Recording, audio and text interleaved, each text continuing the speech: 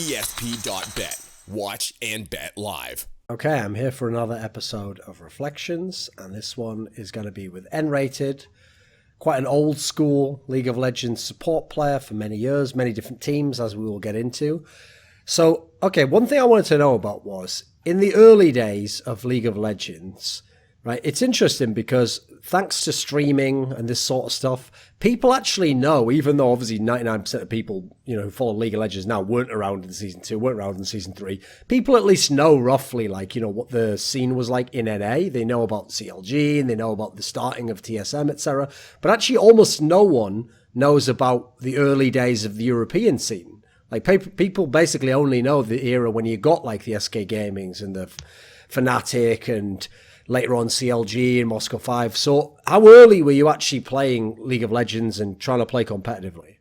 I was playing since the early beta times in NA. So I started in NA, and it was a long time until I really went to Europe because there were a lot of startup problems getting the version running and stuff. Okay. And I know in the early days as well, here's the thing, there weren't many LANs, which was one of the reasons why people don't know that much. It was just go for lols and stuff, So I know there was that one very small IEM tournament that was a 4-team invitational or something. And back then, people like Expeke, Alexic, they were around to differing degrees. Were you actually already trying to play on competitive teams? Did you just play with different squads all the time? What was it like? I was playing in SK back at that time, but I wasn't able to participate because of studies. I was in school and there were some really important exams that I couldn't dodge or prevent, so I had to send someone else there.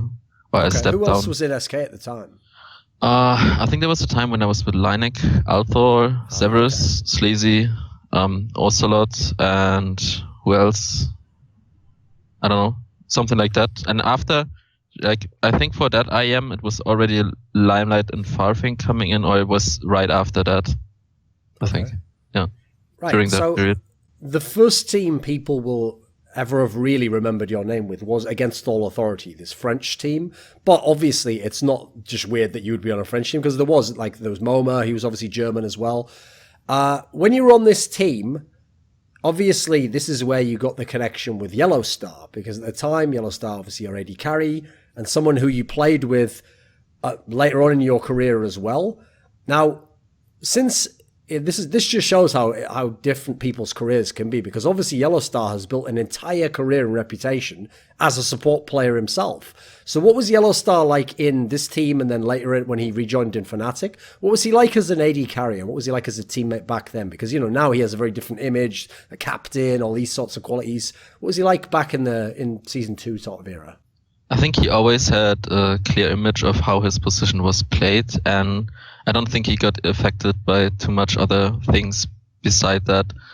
He was very stubborn in the way he played very linear, the lane. A lot of players played very linear at that time, so there wasn't much aggression from going on from him. I think he was just trying to extend his lead, and he was better in last hitting than most other people. So something like that transitioned into times where people started playing really reckless and a lot more aggressive in order to get benefits.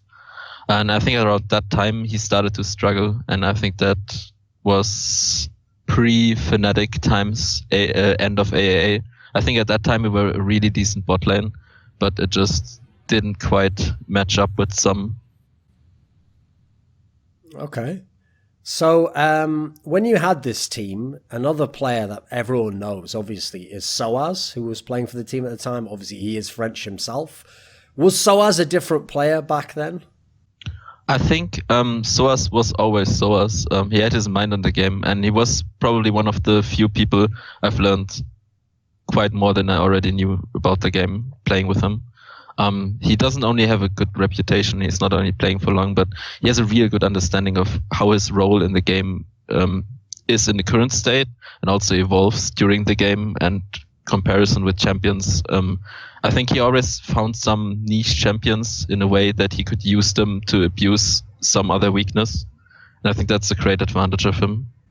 Okay. And then the other team I actually wanted to ask about was Linak, the guy you mentioned before, the jungler, because at this time he was considered one of the best junglers, but obviously famously he's someone who got one of those permanent bans. I mean, we had a bunch of players who got them at the time. Actually, some of them came back. We obviously had I Will Dominate and Shook come back to competitive play, but Linak really did just go, that's it, and then just leave and basically never been heard from competitively ever again. So what was actually he like, and was it a big blow when you heard like he was basically just banned forever almost? For me personally, it was a blow. I felt quite good playing with Linek, and I think he was one of the few players back in the days that I could for sure say that nowadays, if they kept playing and kept playing on it, they would have been one of the best in their position by far. I mean, at the time, they were really great examples of how an individual can carry out a game just by himself. And I think he was one of the first ones that really knew how to answer aggression in the jungle. Like the counter matchups that started back then and the counter jungling that was invented by Moscow 5 during that period, and especially Diamondprox. He was one of the only ones that understood how to manage to go against it and how to equally start harassing each other in terms of map splits and so on. Now, obviously, especially like each team that goes on from here, it seemed like, I mean, admittedly, this also goes, hand in hand with how the game developed, because in the very early days, there wasn't that much shot calling. Obviously, there wasn't really even concepts of macro to the same degree. It was kind of just playing out the lane, and then you group up and you team fight. It was a lot more simplistic. But as the teams go on, it seems like you get more and more of kind of like a leadership role within some of these teams, and then get shot calling or tactical input, etc. In these early days, were you like that at all in any sense?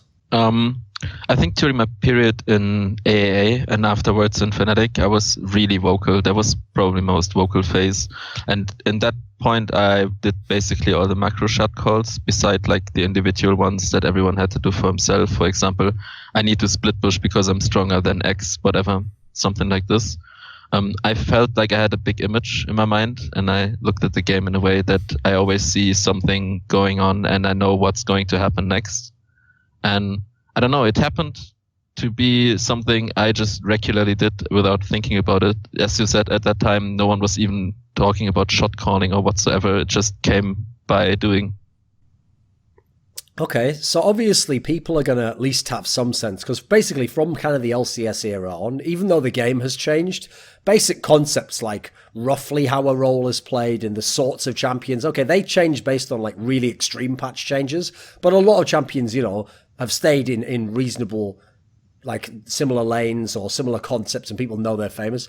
Back then, when it was kind of the Wild West and the game was still growing and it hadn't even become kind of the number one esport yet, what was the kind of support pool back like then? Was there any weird stuff, or were there still some of the ones people would know now? I mean, back in the days, there were only so few champions that basically every support champion was considerable.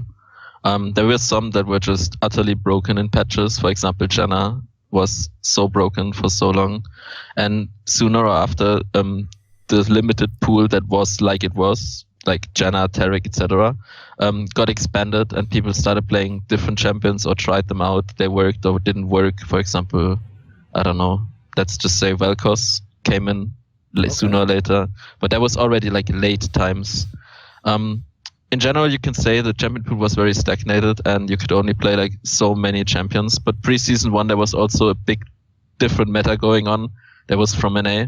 They didn't even play support AD back then. They just played like two bruiser and tanks. For example, Alistair, Blitzcrank, or Jarvan Taric was very popular at that time. So there was a lot of different stuff going on. There wasn't really a meta just set in stone, because no one could really watch bigger tournaments and see what people do. There was just wild west thing going on with everyone picking just like they wanted. And in higher elo, it was more about everyone was mirroring, because it was a normal game. There wasn't even bans or anything. Yes. It was just straight up brawling. You picked your favorite comp and you just went with it. And you hoped if you queued against someone that you could know what he plays and maybe counter it. But there was just some stuff that wasn't counterable. And since you couldn't ban it, it was just OP versus OP. A lot more Dota-like, I would call it. Okay. So when you got to join FNATIC, now again, this just shows how different perspective is when it's years on from now, because everyone now is going to think, oh, FNATIC, like, even though they know, yeah, obviously had some amazing teams after that, and people might even know, okay, well, I heard they won the season 1 championship. When you joined FNATIC was when they were actually in kind of like their rough period, right? They were in like a bad spot, they weren't winning any big tournaments, and you joined like officially, I think it was like not shortly before the regionals, right, in season 2. So what kind of situation did you come into then? Because I know they were in that tough spot where you've had a team that has won championships, and then you kind of realizing, it's not working, and you have to figure out that hard thing of like, who do we kick out of the team, and I know they kind of gradually went through that process. So what was it like when you came into FNATIC? I think that a group of friends transforming into a team is always a good environment to start a team from.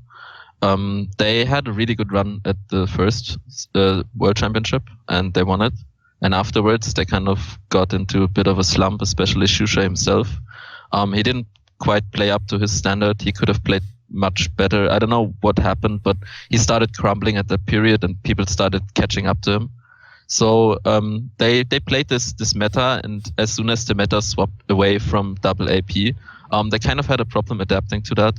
And their bot lane started to struggle, and everyone kind of got into a slump. So they decided to make changes, or they had to make changes in order to progress. And some people just didn't want to play anymore. That was perfectly fine, but they had to do something about it. So there was a big time period where they were looking for what to do and what were the right options.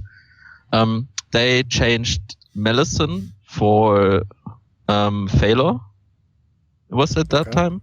Could be. And they swapped Shusha for Soaz. And at that time, our team AA was disbanding part by part, just simply because of we couldn't play with each other anymore. The mood was getting worse and worse since we were having so many problems playing offline with nerve issues, and we were just not performing, and we couldn't fix it because we couldn't really know what the problem was and point it down.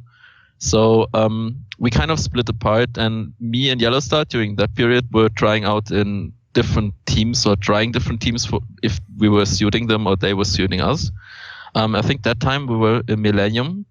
Yes. So I got asked after that Millennium thing went down if I wanted to try by I think it was Harry at that time that contacted me, so the manager of FNATIC. Yes. But FNATIC themselves weren't really like one of the good teams in Europe at that time. I think they were in a really big slump. They started to recover for sure, but they were, let's say, rated 5th, 6th, 7th in the region, something like this. I don't think they were rated much higher.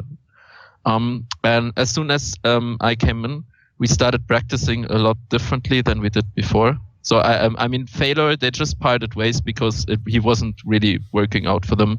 They felt like they needed someone else just for themselves. I think it was also on a social base, like personal wise, but I think it was partly because he was also just inheriting this kind of passive play style, and they needed to have bot lane in the game in some sort of factor. It doesn't matter really what we do, but we need to have some sort of impact and create something out of bot lane, because we couldn't just rely on the solo lane carrying.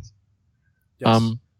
So I came in, and Lamia wasn't really playing that much anymore. I think he was a lot better in the first split, or pre-season 1 as well. He was a beast. And when I came in, he was already not playing that much anymore. But together with me, I think he found back some of his motivation. So we started practicing a lot and found a way to work with each other, because we had really different ways of approaching the lane and looking at the lane. I mean, yeah, you clearly have an image as a duo lane, how to play the lane. And in order to work together, you have to kind of have the same image. Otherwise, it just, I don't know, you're working different ways and it will not connect on the last level. And that's what you need, like syncing, real sync. Okay. Right.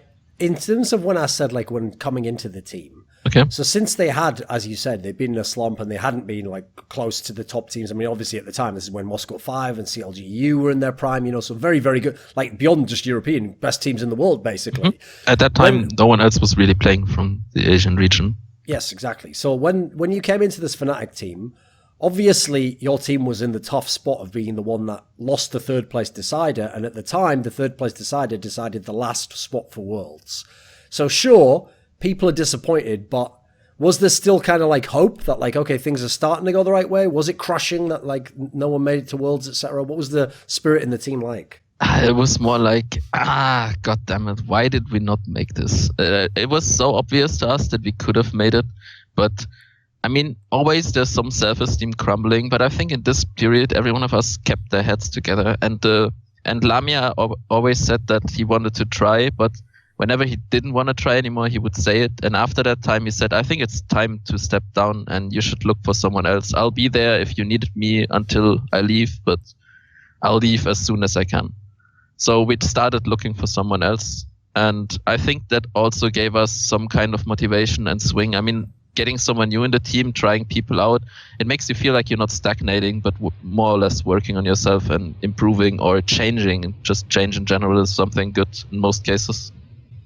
So obviously it wasn't that long after this and towards the end of the year, your team had this fabulous run where you had all these top placings and you were even playing well against top Asian teams. And part of this came hand in hand with finding this young talent, Rekkles, bringing him in. And the guy was really young at the time. I think was he actually 16? Was he 15? Well, he was 16. He was 16 at the time. I think he had just had his 16th birthday, something like that. Okay, and so people might know that actually the next year when LCS started was when Riot actually imposed an age limitation that meant obviously he couldn't actually play. I mean, he would have technically been able to play, I believe, in like the playoffs of the next Worlds, but that's how young this guy was at this time in 2012. So when he came into the team, now people might know, funnily enough, even to this day, Rekkles is still a player who, in some senses, is still looking for some aspects of his identity, and he's still an incredibly emotional person, actually. What was the very young Rekkles like coming into a team where, I mean, some of the players in this team are veterans already at League of Legends?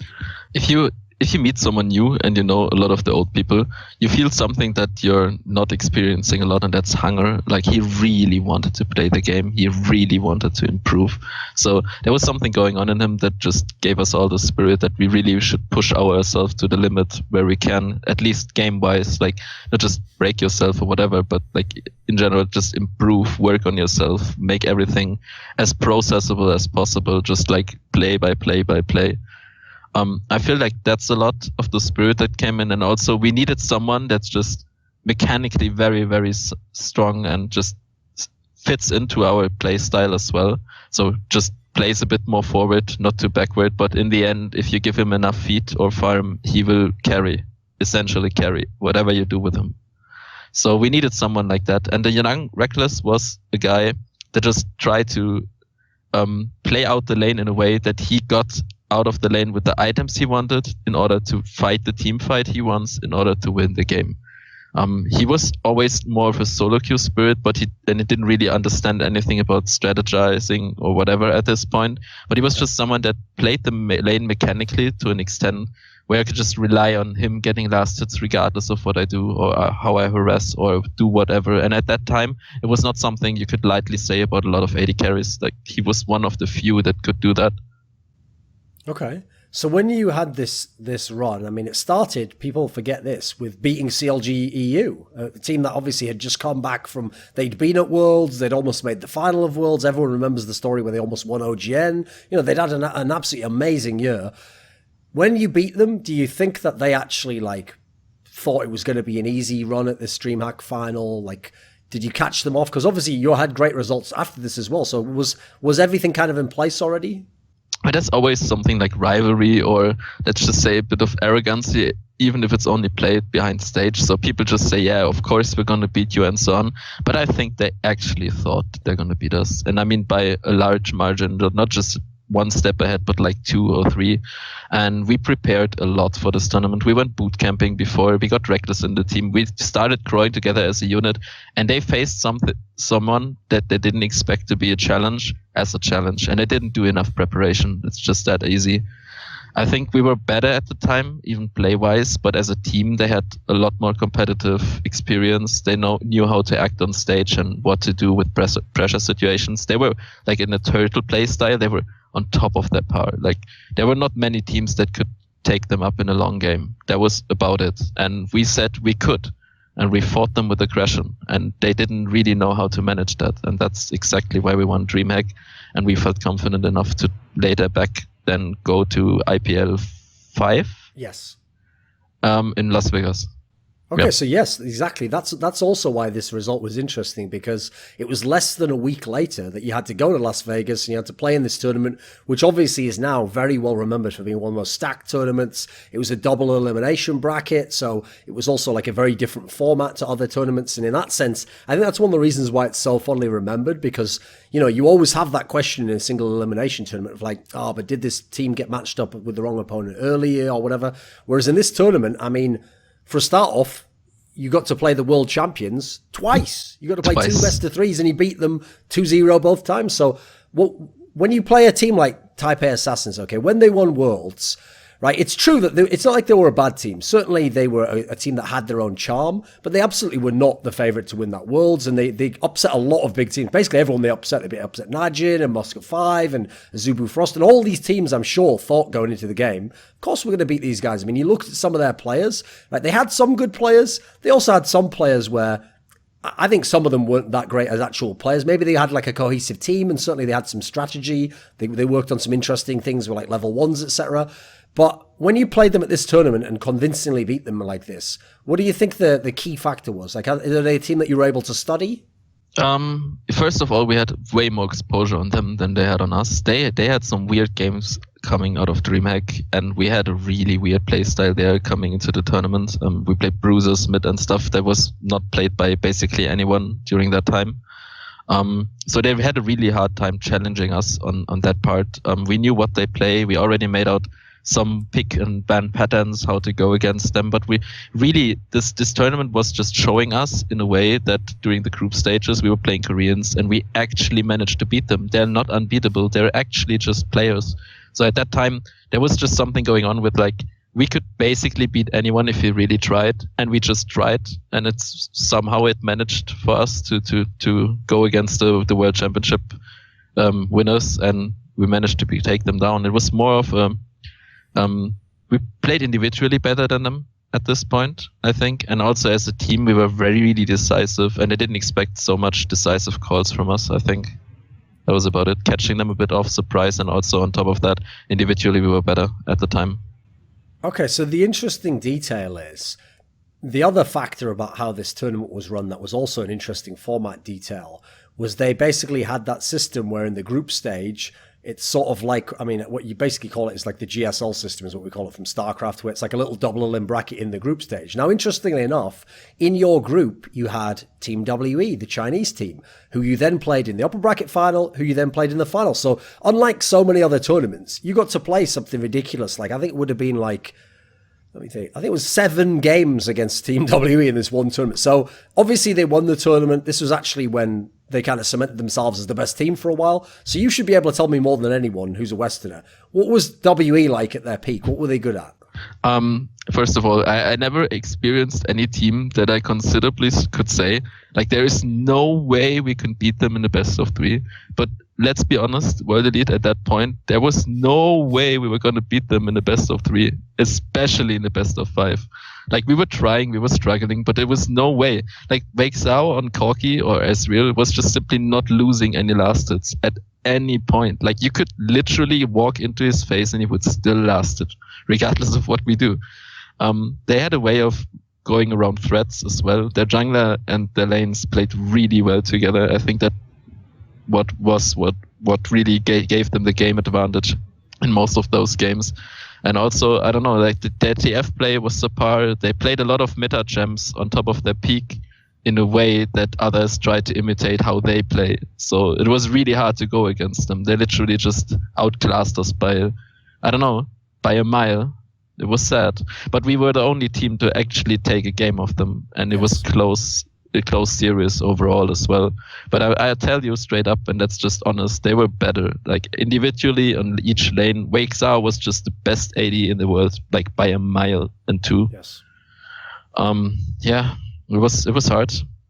Okay, so one thing that's interesting that a lot of people might not know, I mean, funnily enough, people actually do now know the guy who revealed this to the world. So Clement Chu, who's the guy who used to be the LMS broadcaster guy who's on Summoning Insight many times now. Now he does, I think, LPL actually. I think he does the English broadcast now. back in the day, he used to just be a guy who was just doing articles. And he once wrote an article where he explained actually a lot of what WE did, like a lot of the things they did with like the slow push and like some of the things they did with wave manipulation, which at the time was actually still like quite an innovative area. Like not many people understood these aspects.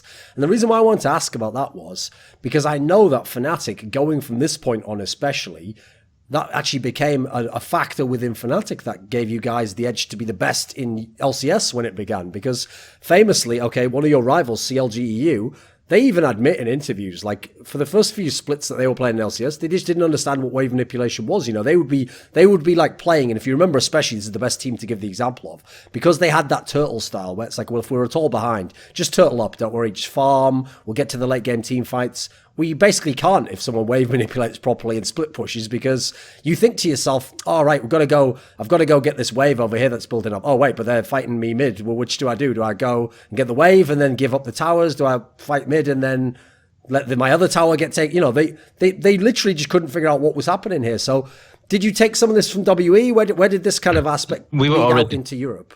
We were already taking a lot of aspiration before those games into lane, let's just say, manipulation in any sense.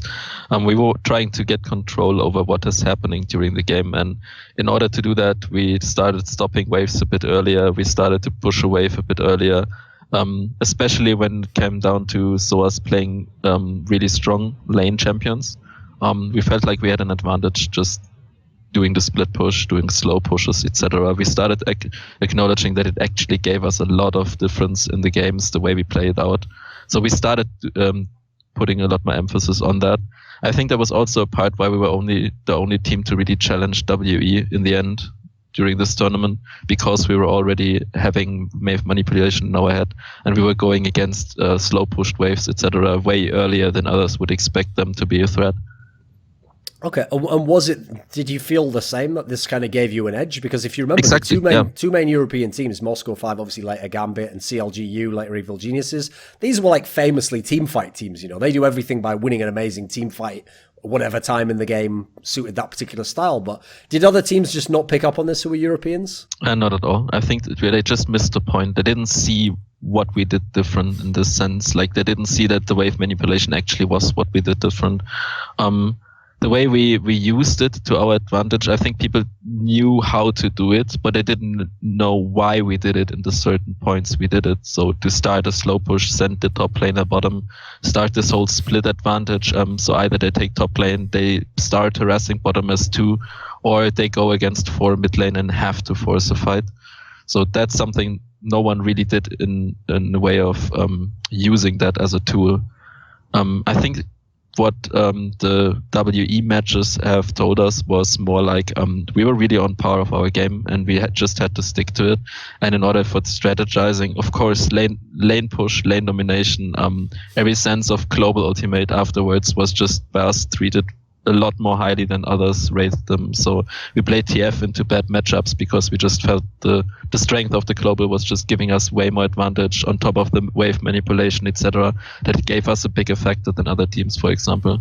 So during that time, I think we've learned a lot about how to progress during a game, and also how to take on someone that wants to stall the game, because at that time period, a lot of teams started playing more defensive. So CLGU, for example, that you took as an example, didn't have a real clue what we did and how we did it. So when we started playing against them in this sort of sense that we always let them take their time, but aggress whenever we want to aggress, in a way that we take the objective or they force a fight onto us. And since they didn't want to fight us early, we usually got ahead by small margins over and over and snowballed the game from there. And that was something no one else really managed to do, in the sense of that it was really just a process that went down slowly but surely. Okay. So one of the last tournaments that you played with Rekkles before obviously LCS began, as I referenced before, he actually wasn't able to play in the first few splits, was this IEM tournament in Cologne in your home country of Germany. And this is the one where in the semi-finals you lost to SK Telecom. And when I say that, people are going to be like, oh yeah, Faker. No, this is before Faker and them. This was where Reapered made his little squad where he just picked people out of solo queue. Now, and I'll give credit here. The one guy that was known was the jungler Horo. He actually was vaguely known and played for a few years later. Now, here's what's weird, right? This already was an amazing accomplishment when he won this tournament at the time because of that storyline that he didn't have a load of top players. He just took these players and won the tournament. And if you look at his style of play, he was just a carry top laner, but also shot calling, etc. But it's actually it's an even sicker story now because you actually know now that none of those players ever did become top players. And in fact, the majority of them kind of just bombed out of even sort of OGN within a few seasons, and were just gone. So what was it like to play a game against a team like this? Because there's no real way to scout a team like that, right? If we managed to get them only in the finals, we would have stumped them. But since we had them in groups and stumped them once in a way that we just played the exact style that we wanted to play against them and showed them basically all of our cards that we had against them, we just went through them. They also qualified and went through the other side of the bracket, and we met them in the semis then. I think that their team style was very aggressive as well. I think Reapered was also a really strong top laner in a way that if you gave him too much advantage, he managed to snowball other lanes and affect the game. Not many people did that at the time. As I said, like roaming wasn't as common. Influencing other lanes as another lane was not very common, at least not frequently happening. So their team was basically, they had a good play style, but they didn't really play up to the way that I felt they were the strongest. But then suddenly, when we met them in the finals, the semifinals, they changed their play style completely, and they also banned every single support champ of mine, I think. Okay. So that was kind of a problem, because during that tournament, like my Blitzcrank was really, really disgusting. My Zyra was just utterly broken because the champ was broken and no one played it on support. I was literally like the only person that played Zyra at the time. And I think they also banned Leona, or they picked something that I couldn't pick it against. So there was really just a problem in the way that we didn't know how to take the fights, and they got too far ahead and snowballed from it. I felt like they were not the team to beat us there, but they did, and that got us all a bit upset. Okay. So when the LCS began, and at this point in time, YellOwStar comes back into the story because you can't use Rekkles. YellOwStar had still been around. In fact, actually, he'd been playing over in SK Gaming, who'd obviously made it to Worlds. And I remember, because actually I was working for SK Gaming just before that period in time. And so I was still friendly with some of the SK players, and I remember asking them, like, when he came to the team and then afterwards, and they were basically all raving about him. Like, they were saying, like, oh, like, even though he's the AD carry, he does all the pick bans, and he's actually helping with a lot of the calls in the game, right? When he came to FNATIC now, obviously, like, close to a year after you guys have been playing together, was he a different player? Did he take on any of that role in FNATIC? Because that's something I've always wondered about. Because I know as the years went on, and obviously, the big names left FNATIC, yes, then maybe he was more of a captain. But what was he like when he first joined FNATIC? I think the way he joined basically paraphrased how we had to behave in a way. It was very close by a margin that he actually made it into the team. We had tryouts, like internal tryouts, trying out different people. But there wasn't really any suitable replacement for Rekkles at the time. Was there any, other big name that would be like a cool reveal now that you was trying out? Oh, I mean, like the second one I was considering was Freeze for sure. Okay, so obviously yes. I mean, young Freeze. No one really played with him. Freeze, like Ecstatus Freeze at that time. So like someone really unknown that I only knew like from Q, and people like they basically said he is your guy. But I tried with him, and I felt like he was too nervous at times, and he didn't really. I think he felt too much of pressure in the situation where he was trying out, so he couldn't really live up to what he was capable of. And I felt like he had that problem for a really like a longer time period, yes, even when he was a pro player. But somehow he got rid of it. And if I had him in a state where he was not having as much anxiety on stage as he did, I think I would have chosen him. But that's just something as if speculation, yes, and so on. I think YellOwStar as a player was really hardworking. Like he was demanding for himself. He came in, and I think he had a lot of big margin on the progress that SK made during that time. He formed them. He made them do what he thinks the game was best, or he thought the game was best. So he was trying to improve just by a large margin by himself, and he kind of got that spirit into the team, and he gave them a lot of knowledge that they didn't have. So they were kind of carrying on this wave. As I said before with Rekkles, it was something very similar. If he comes into a team, then if he really wants to work and he feels that attitude, it always lifts up the mood and kind of helps you deal with challenges. So him coming into FNATIC was always a big deal. I mean, Soas was not as much of a big deal for us, at least. I mean, Soas and me already knew him. We were already playing with him in the team, and we felt comfortable getting him into the team. I mean, Peke and Cyanide at the time also were good friends with YellOwStar, and they knew him from many events before, at least 2 or 3. Let's just say many. So they kind of knew him. They were already like familiar with him and the person he is. So it was not too hard. And also we played a lot of games online to try to find a good replacement for Rekkles during that time period. Okay. So one of the interesting details is in this, even though LCS has begun in this story already, we had this weird lag where a bunch of tournament circuits were allowed to like finish up their tournaments during the beginning of LCS. So we still had like IEMs, for example. And you went to the first IEM Katowice, this one where obviously the main storyline was Gambit won the event and Gambit beat both the Azubu teams. And that was a very, very famous story because of how they did it. But you got to play both of the Azubu teams at this tournament. You played Frost in the group stage, Blaze in the semi-finals. And obviously you'd already played Blaze at IPL 5. This was where they had Flame in the team, replacing Reapered.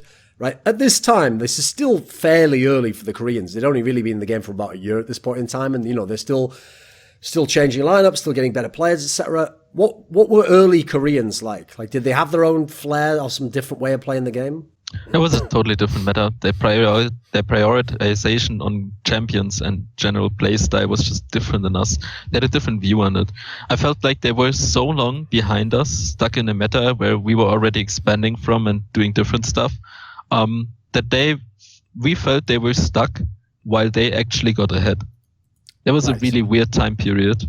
And so I think the Azubu plays we fought during IPL was definitely weaker than the real Azubu plays we've met during IEM Katowice. They were kind of bigger deal in the way they played the game.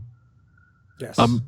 If I want to go into general things, I think the AD carry pool of Korean AD carries during that time was very weak, and there was not much during the playstyle they had. There was linear. They needed a team fight AD carry, so they needed someone to actually deal the damage. And if you banned those AD carries or took them away from them, they actually essentially had no other tool to fill in this big of a damage gap they needed. So that was a problem. And also the players themselves, the Koreans, didn't play the champions they needed to on the same level as the others, because they just focused on like 1, 2, or 3 champions in the meta, and they just tunneled on them and played only those AD carries like so many countless of hours. I mean, it got them better for sure, but that was the weakness that Moscow 5 really exposed during that event. I mean, Gambit at that point, I think. Yes.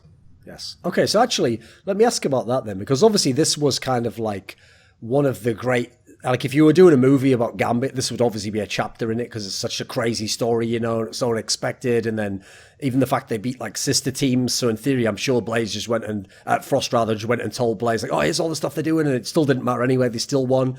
Right. What was it about that particular 5-man lineup? Because we know later on, in years later, you know, for example, they had the period where they had Voidal instead. And then, you know, over the years, gradually players went in and out of the lineup. And we saw players actually play in different teams. We saw Diamond Prox with no Moscow 5 players. We saw Alexic play in NA even and play in different lineups. And quite frankly, even if these players still had like glimmers of kind of what they were, it somehow was something about the 5 players together, right? It was one of those scenarios where it wasn't like, you know, one of them was secretly the superstar and we just didn't know. What was it about that lineup, do you think? They were all kind of, in a sense, old players. During a long time period, there were not really many contestants for, let's just say, oh, I'm the best mid lane or I'm the best AD carry or whatever. You really didn't have a point where you could measure that. So no one really knew who was best or whatever. You just had this kind of ELO list going on that was coming out like in a monthly, yearly basis. Okay. Randomly. During that time, I think Moscow 5 themselves found each other like one by one and slowly grew together in this kind of group. And then afterwards, I think it was Alex, Gozu, and who else? I think Diamondblocks came later, Darien came later. I think it was Genja. So those three were playing already together. And I think I met them more than a couple of times in 3v3 during this time period, because I was more of a 3v3 player, because there wasn't really any rank going on, and the map was totally different back then. What the hell was 3v3 competitive like? Exactly. So there was no competitive, so you could play 3v3. That was the problem on this era. But yeah, they were playing a lot, and they were more of a gimmick player thing, that they always had their certain play style, playing a bit different. I think Genja was just playing Urgot at times, like so much. I don't know. Yeah, well, so they were a group of friends trying to evolve. First tournaments coming up, Go for LoLs coming up. There was always like one, maybe two Russian teams, never that great of a deal, I would say. And then most of the times there was Gozu or Alex Ich in those teams. All of a sudden they played with Genja, and then slowly but surely they came towards the later stages of the tournament frequently, just like every week. And then slowly but surely they ran towards this time period just before IEM Kiev. I think it was the first Moscow 5 game. Before that, you didn't really like have too much of an impact of any Russian players in the game or whatever. They were like always standard individually strong players, but no team or whatever like was formed during that time period. There was really a challenge for a bigger other team. Let's just say the Megi or SK at the time, which was I was in. I never felt they were big of a threat. And there was Kiev. And all of a sudden they took this Diamondblocks guy in. He completely changed the play style, the way they were approaching the game. And I don't know, like out of this, the whole Moscow 5 thing just slowly started to evolve. Like Alex Ich was always a solid player, was playing for very long, was one of the best, or for sure the best Russian player at the time. And Gozu was also like running around different roles and such. Like nothing was really just permanent during a time period. And then slowly but surely, like everyone rose into this role. They've become better and better and better. And if you have to thrive to succeed and to become better and essentially like get rid of your flaws, then you get a better player. I think at the time, I would say they were all just like a bit more passive, and Alex Ich was one of the more aggressive mid lanes. I remember him having a lot of death, but a lot of kills as well during the most solo queue games I've played with him in a long period.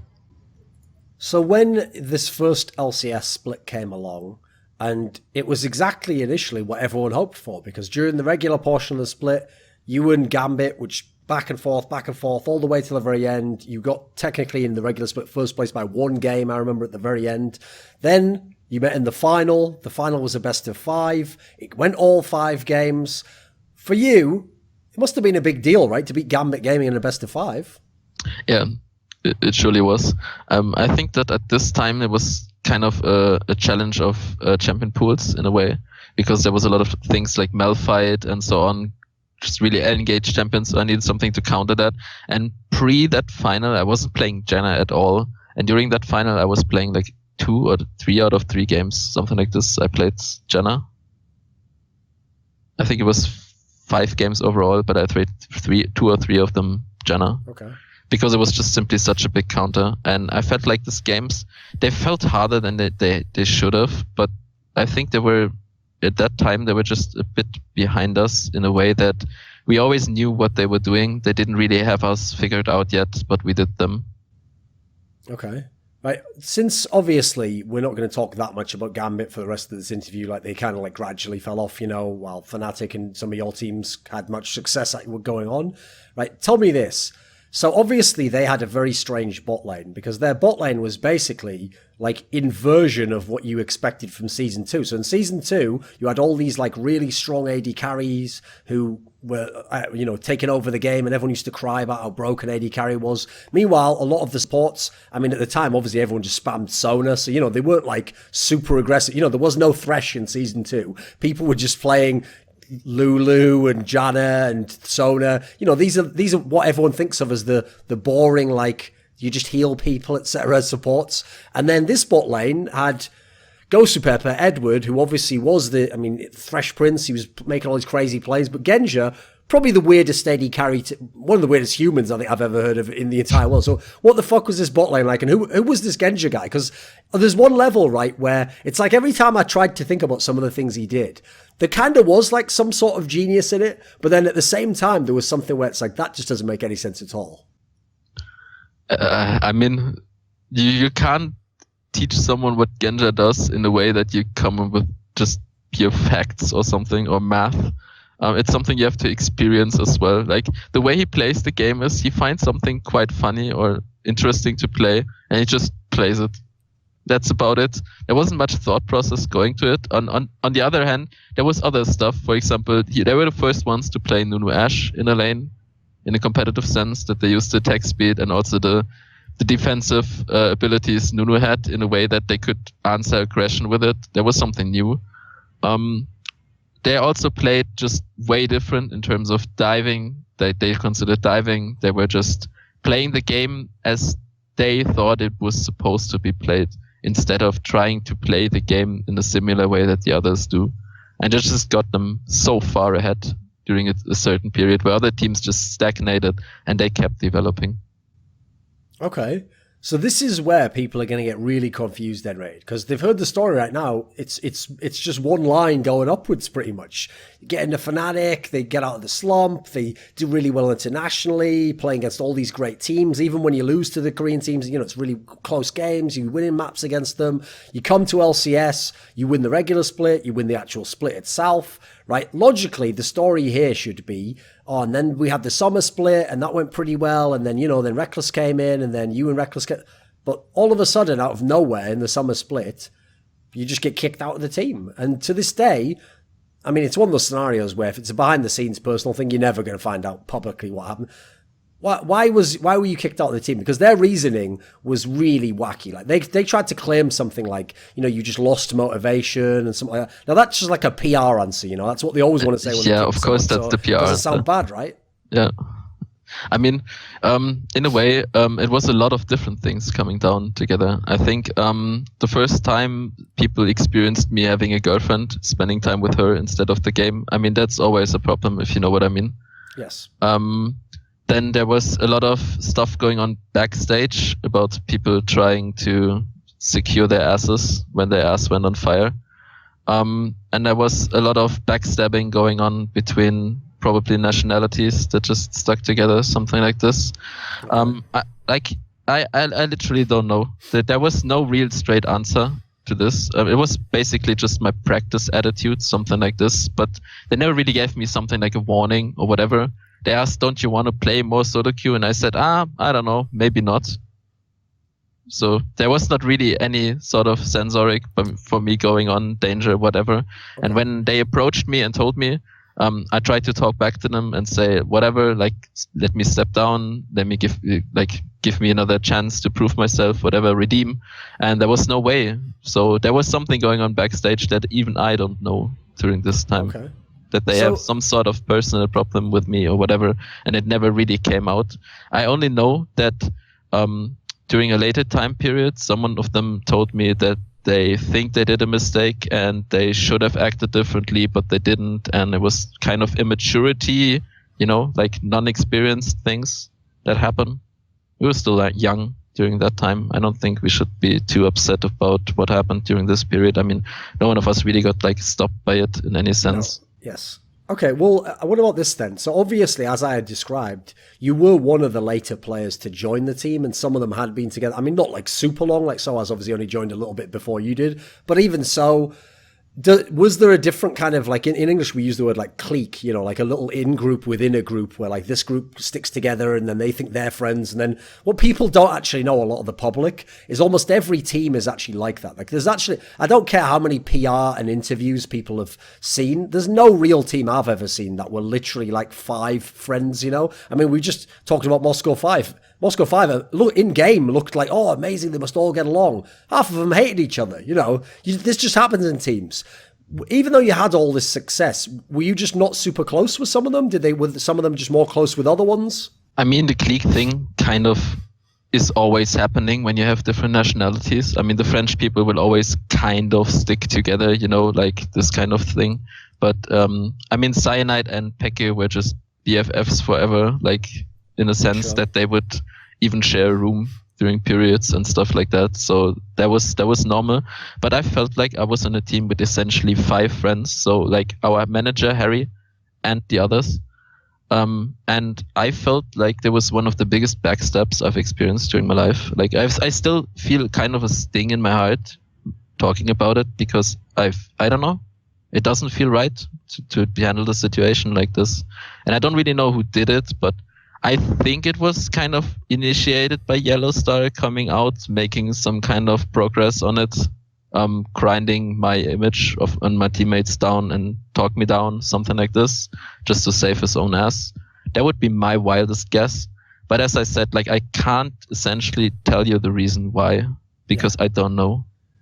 Because obviously, as you kind of referenced there with the YellOwStar thing, the reason why this also can't just be viewed in like a very, you can't take this at face value, like, oh, they just wanted him out and they just kicked him out. Because as I mentioned already, everyone knew during the whole LCS, the 2 splits, well, at some point in time, this Rekkles kid, who looks like the like rookie of all time, the fucking amazing player that everyone obviously wants in their team, not least because, let's say you don't take him into your team, cool, he's going to go to some other team and be really good. So basically, Rekkles is going to have to come in this team. He's like, he's the organization's dream, like 16, turning 17-year-old kid, super good, like great attitude, great image. But so clearly he's going to come into the team. He's an AD carry.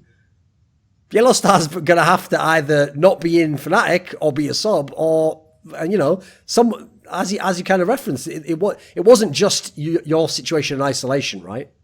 No, for sure not. Like, I mean, I had still had good contacts with everyone in the team. I mean, we were living together, we were doing stuff together, we went out together drinking.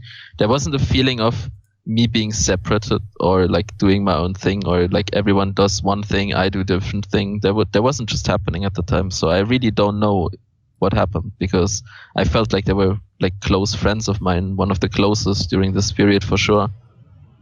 Okay, so one interesting detail here is that I can't think of any player who's done this actually, is because they kicked you like at the very beginning of the split or something like that, and technically the split had begun, and so there wasn't really an opportunity to just go and join another team because everyone has got their team and they're all playing in LCS. You bizarrely, even though this isn't the end of your playing career, got to kind of take a break and do a bit of sort of coaching and be an analyst and go and help formerly one of your rivals, the CLGU players who are now in Evil Geniuses. Because, and I mentioned this, I emphasized this storyline when I did my video about you, because I don't think a lot of people remember that part. They just think of like Evil Geniuses, they think of, Froggen and Snoopy. But what happened was they'd started the summer split really bad. They'd only won something like 6 out of their first 15 games. And then I remember as soon as you were removed from FNATIC, it was maybe only like a week later, there was posts where they were like, oh, he's like a friend of ours, so we're going to ask him to come over and like help us out and work with us. So what is the story here? Froggen wrote to me at like 1.5 hours after I got kicked. Hey, what's up? You want to work with me or us? And you want to help us getting out of the slump? And I said yes, like right away. So I think like the transition between the teams was something like really frequent, really fast paced. I don't know, like I was in really good contact with EG before, and I think it was some sort of like Froggen giving me something to do on top of Froggen asking me for help. Okay. Because obviously, like, I mean, as we set it up earlier with the whole thing about wave manipulation and the fact that a team like CLGU, Evil Geniuses, were obviously one of the biggest victims of that because they hadn't evolved into that meta. Like, funnily enough, if everyone listens to this interview, they're kind of seeing that in the early days, you had a lot of great teams who were all figuring out their own way to play the game. And then the problem is they all kind of like waited until they found a brick wall at the end and realized, oh, I can't just keep playing my style forever. I've got to adapt. And so this was a team that, listen, still had some good players, but they were in this terrible slump. And as I mentioned in that video, just look at the record after that. In the last 11 games, they won 9, I think, like something like 9 out of the last 11, and obviously, like, we're almost made it to Worlds. So what did you actually help them with when you came in? What kind of moves did you kind of try and implement? I mean, there are different parts how you can manage coaching a team. First of all, you have to kind of find a platform where you can work on. So the team has to be able to work with each other and not just like shout at each other, not being able to take criticism, like kind of connect them on a personal level. That was the first thing, because there was a lot of struggle going on between the members. Yes. No, that's what I was trying to say. I mean, as set up the ambience when he came in the team, there was kind of some like resentment between some of the players, right? And they had been a team that, this is, in fact, if people are noticing, this is a trend as well. When you're winning and everyone's friends, yeah, you're friends, it's cool, we're winning and we're friends, awesome. Problem is, what happens when your colleague, who you might think is fucking up or not trying enough, or maybe he's too limited in his gameplay, is now costing you the game? That's where tensions kind of flare up a bit, right? It's easier to put a finger pointing than actually taking responsibility. And I think the younger you are, the easier it is to just play the blame game as usual. Okay. So, what else then was going on there? I think that Snoopy was in a big slump. He wasn't adaptive at all in terms of early aggression, in terms of fighting a matchup, in terms of pressuring a lane. The mid lane was kind of a 2v2 lane at this point, and he was just literally ignoring it, and his timings were off. It was just of a kind of personal slump playstyle thing that was going on with old players during the time when they had to change like massively in terms of gameplay. I think that Froggen wasn't able to carry out the game by himself. He got behind too early. He couldn't really snowball in any sense. He didn't also have the champion pool and was kind of stuck into a certain champion pool. He wasn't able to break out of it. On top of that, Wicked wasn't really performing during that time period either. He was just like mid-class top laner at this time, like matching up against other top laners during that period. And also their bot lane just literally was non-existent in terms of like pressure. So when the game started, they always started with like a massive disadvantage, and they did that for so long that they were able like to come back from it. But during this period, it was all about getting the small advantages and never let go. Yes. So people snowballed on them and essentially learned how to snowball versus them. Well, especially with all those assassins, because, you get a couple of kills on those. I mean, people see all the mid laners took over games that split. Exactly. So, I mean, the assassin was kind of a mid lane issue with the champion pool Froggen had, because he wasn't really like the assassin player in a sense. I mean, he's capable of playing them, but it was just not perfectly fit for him in a way. So there was a lot of things going on internally as well. Like Froggen had a problem with Snoopy because Snoopy was essentially like holding his lane down. There was a lot of problems going on in bot lane. The communication wasn't set. I mean, they were a really good bot lane working together, Yellow Pete and Crapper at that time, but they were just not great, and they had the same view, which kind of held them back. So I just went there, tried to like help them out in the way that I give them small views on that. I think you should do this different because of this, and so on. And I helped them like get the right steps in the right direction. And also, instead of like trying to kick someone or change a roster, I got Svenskeren, which was a guy from solo queue. Yes. And Froggen really wanted to play with him at that time because he felt the urge. He needed someone that influences his game and the map at all.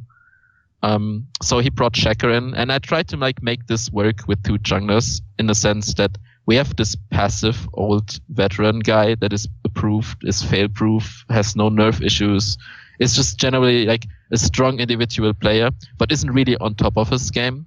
And there's a young guy coming in, like mechanically proof, something like you would say Shook, sure. Like in young days. Just like coming up, being the mechanical god, not doing mistakes, like doing the flashy plays on and off, like as he wants to.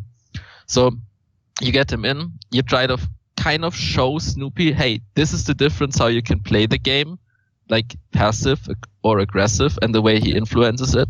So Snoopy really got the idea and understood, hey, okay, this is what I have to do different. And so he started practicing in a way that he changed his playstyle slowly but surely, grinding towards those more tanky but still aggressive junglers. And around that time, like, I started to recognize that whatever EG was doing before that got them some games won has to keep getting them games won, or we have to change everything like in the core, like in the smallest detail. And I wouldn't do that because it was just like going on during the split. So what I did was I tried to change the champion pool by like a way that they would have to play the game how I want it to play out, instead of just like forcing them into set roles that they were stubborn, like stick onto it. So I wanted them to play new champions in order to learn the game new, essentially. So what I did was I brought them like Aatrox and Zac as champions for example, because at that time they were kind of strong in a better state. And also this revive factor was also really good for them because they knew how to take the late game fights. So if they also have one more revive on their team than the enemy, they'll essentially win any late game fights just like by pure math. And it was just simply broken back then, having GA plus 1 or 2 revives on your team. So I found a team that was more than shattered. I tried to hold them together and push them into a direction. And since they're good players and since they're like veterans, they started slowly moving towards the direction I wanted them to be. And they got their own play style. It wasn't all me. It was essentially just like bringing all the points together. But in a way, it was more or less influenced by me approaching the team and telling them, hey, try this. And it seemed to work. So they started asking me different questions about different stuff, and they tried to adapt to what I tell them. And especially during this time, I brought them something like lane control, which they didn't know, like lane management, lane manipulation, wave manipulation, exactly like what they needed. I think I filled the gaps that they had, and it sort of like pushed them in the right corner. Okay, so the interesting detail is even though EG narrowly didn't qualify for Worlds, we had this rookie team going to Worlds, which was Lemondogs, which actually, I mean, people are going to remember most of the players in this team. Obviously, Tabs and Mithy, and then we had Nuke Duck in the mid lane, and then we had Dexter's the jungler, and then we had Zoro Zero, who sadly obviously left League of Legends too soon. But, you know, we had this lineup where it was one of those scenarios where a bunch of rookies come out, and basically all of them did go on to show they were very good players beyond this, but they were rookies. Like, this was the first time this whole team had been together, and yeah, they'd done very well, but clearly they didn't have all the experience. So they then brought you in to help them when they went to Worlds. Now, I know the story was that you helped them with like some of the level 1s or something. What was it like to work with this team? Like, how did you get involved with this? So, I got contacted. I think it was Tabs or Dexter at the time. I was talking with them a lot. And they asked me if I wanted to help out since EG didn't qualify. I could go with them to Worlds. So I said yes immediately because I felt like I wanted to help them just by a margin. I mean, I was standing still for Europe, so I wanted all Europe teams to perform decent. So I tried to also like help other European teams during that time period, like push them into some way. Maybe they did better on Worlds because of that or not. Like, I can't tell. But it was not FNATIC for sure. They did great, but that was not me. Like, I wouldn't have touched that topic. Sure. So obviously, yeah, go on. Okay. So I tried to like step in and see how they work and how their work ethic was, how they approach the game. And in a sense, at this time, they were really toxic. Like, let's be honest, there are some toxic teams out there and you know it, but there was one of them. Like, they were not behaving really well towards each other. They were not respecting each other in a way that they should, but in some sort it bind them together and it held them together. And because of this toxicity, they really they were outspoken, and I recognized that, and I like that, to be honest. Like, if someone has a problem with me, I would rather have him say that to my face than just like talk behind someone's back. So what happened there was they had their own play style. They were a known team, like going to Worlds by themselves, and they were really great at it. So I took myself back and said, okay, if you need anything, if you want advice, just let me know. I'll spectate the game. If I see anything, I'll let you know. And beside that, I'm going to do your bans, picks, and one-on-ones. And they said, okay. So I did that.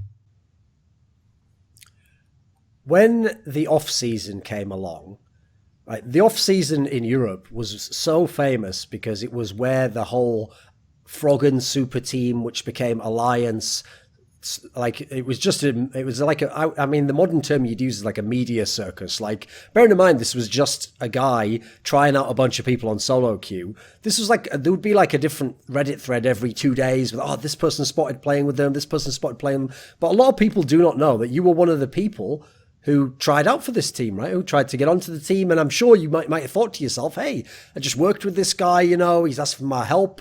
Was it humbling? Was it a bit of a blow to your ego when they didn't want you in the super team? Let's just say I wasn't playing too much since I was coaching and I was busy like for the whole time period.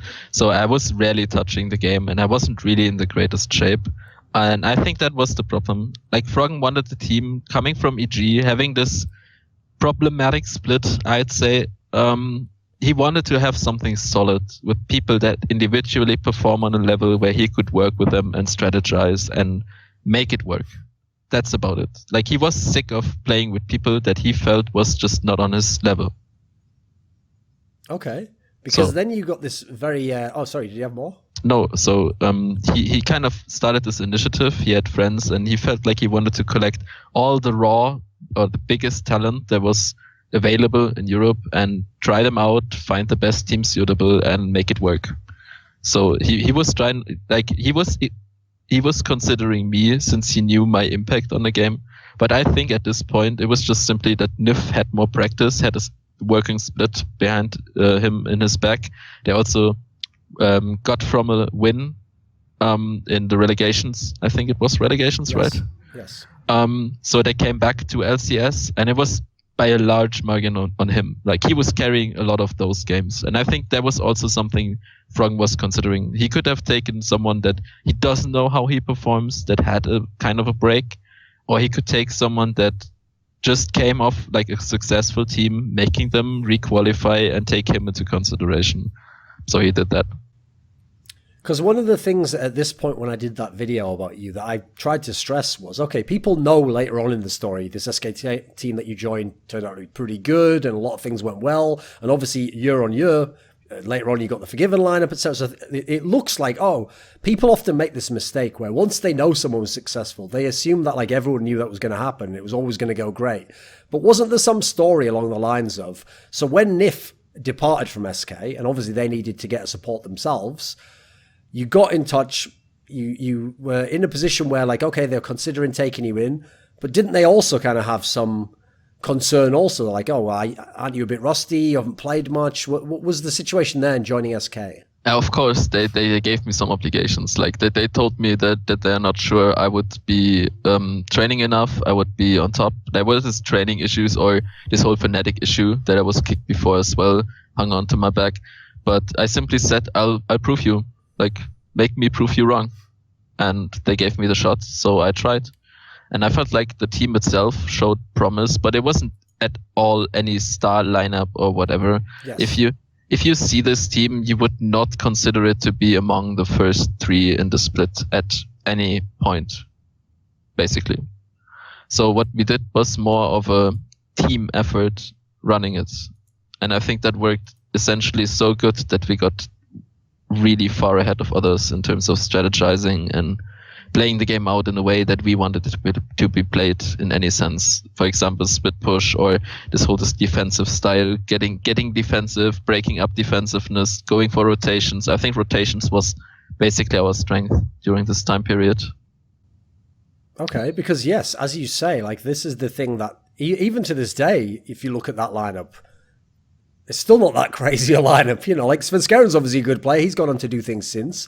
Freddy was pretty good. Obviously he was better in years later. Freddy was one of the best top lanes by then, for sure. Sure.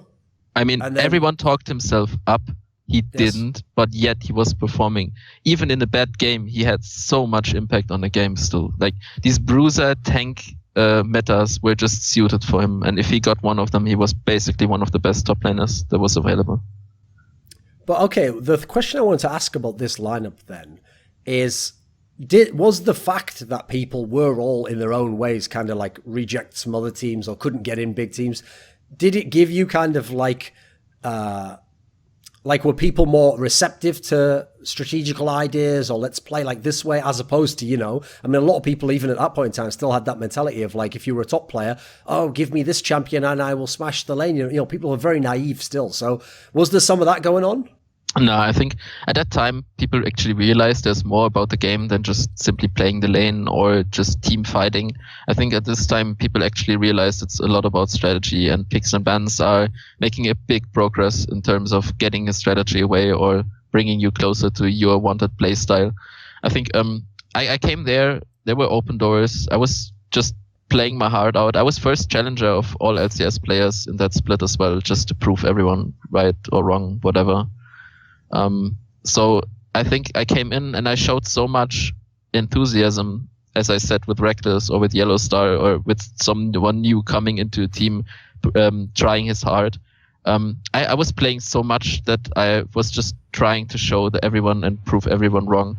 And in terms of strategizing, I think that people came to me and asked me, how do you want to play this game? What do you think we could do different? I didn't really go there and tell them what to do exactly, but I think everything is just slowly settling in, like one by one, and you have to fail a lot of team fights before you win them convincingly. So, okay, this was a team where, as we set it up there, it wasn't a star lineup. In fact, people probably thought, they're going to be one of the bottom teams. There's more teams that, even some of the experienced ones were considered more exciting, Copenhagen Wolves, some of these teams coming in. There was one point in the split where everything just almost went right. Like, over the last 18 games of the regular split, you won 14 of them. Now, you've kind of given some insight there as to, the different styles we're able to employ, etc. Surely this had to be beyond your expectations of what was possible. Of course. I mean, if you would have asked me at the start of the split, I would have told you we have a good shot at reaching one of the first 5 spots. And I would have said that with confidence, but yet it would have probably not been true. But if you asked me during the split, after I saw the first progress steps we've made, like claiming towards our goal being a strong team, I think that people adapted so fast. It was actually ridiculous. The way they adapted to play styles, the way they changed the way they played. It was amazing playing this team because everyone was struggling and didn't want to be one of the low teams. And I think that spirit just got us all together, like one mind, one team, one game. It worked. It was just a working construct overall, especially on a personal level, I feel. We sorted out many problems early. We were outspoken. We were trying to help each other or, I don't know, like push each other into the right directions and so on. It was just a working construct. And not many teams at this time period were really like together, could talk to each other and work together in a way that they would essentially improve in every role, no matter what. So one thing I've always thought was a bit weird about the way LCS was structured is it basically was a league, but that then had a playoffs. But then because people only cared about the results of the playoffs, people often don't even remember who finished top of the actual league part. And I always felt like a mistake they made was they should have celebrated both aspects. They should have had them both, but I always thought they should have been like a trophy for the person who finishes first in the split, because it's its own accomplishments and a different type of competition. To make it to first place in the regular split with this kind of a team and from obviously coming from, you'd been laid off basically and you've come back in a competitive play. Even though, yes, this isn't like being in the final of IPL. It's not like these grand accomplishments. This has to, in its own way, be a special accomplishment, right? I feel like I would have been really nice to win that final against FNATIC in some way. But we decided together as a mutual decision in a team that we wouldn't try for this one game because we would have had to go to All Stars and play there. And it would have cost us essentially 3 weeks of our vacation. So we said before the game, we're not going to practice. We're going to try, let's say 20%. And that's about it. So people can't tell us we forfeited going to All Stars, but we wanted to. We would have not went there.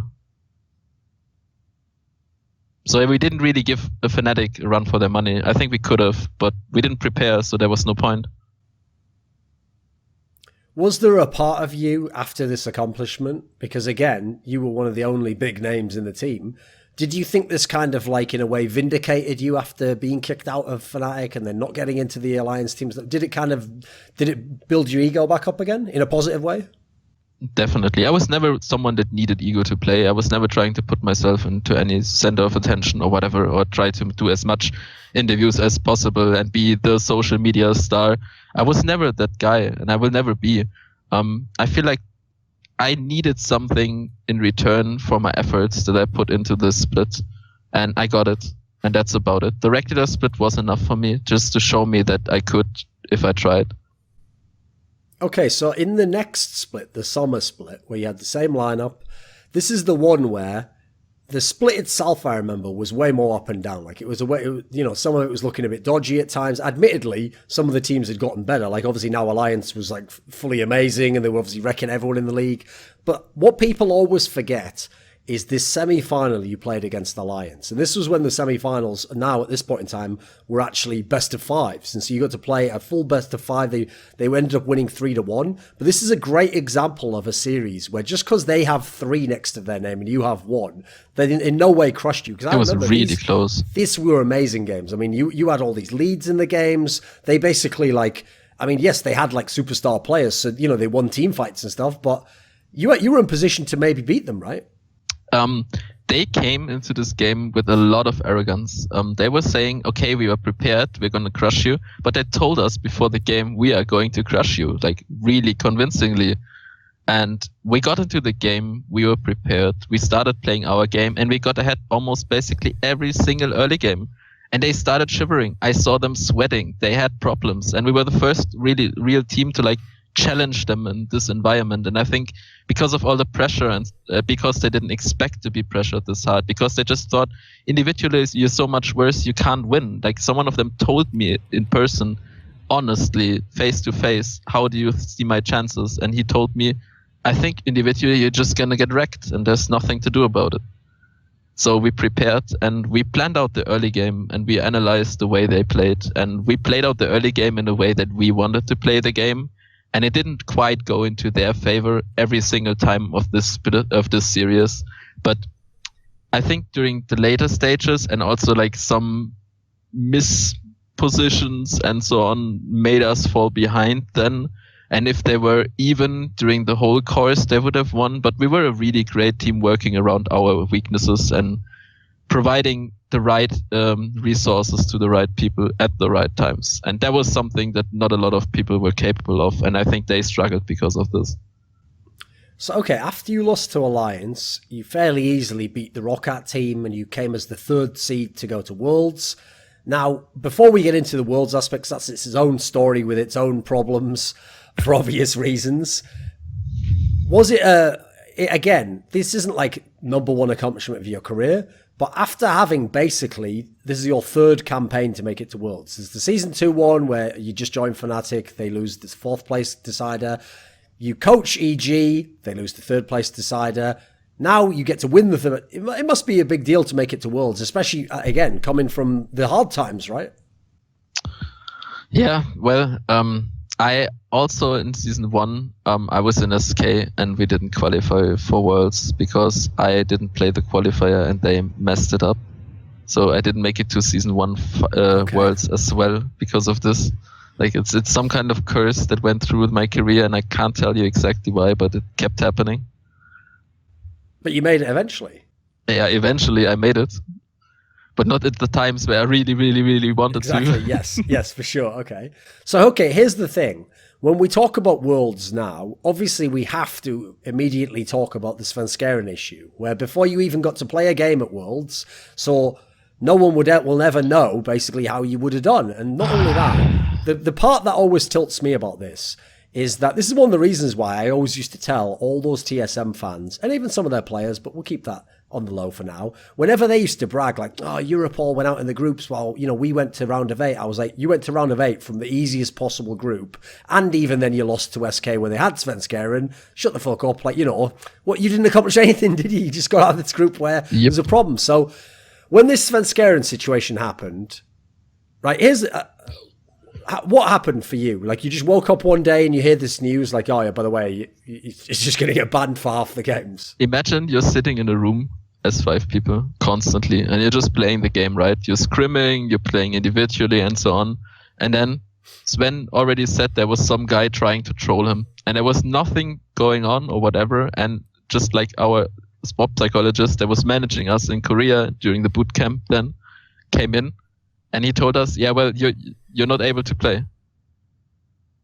And we were all laughing at him at first. Like, we were not taking him seriously or whatever. And he said, it's really bad.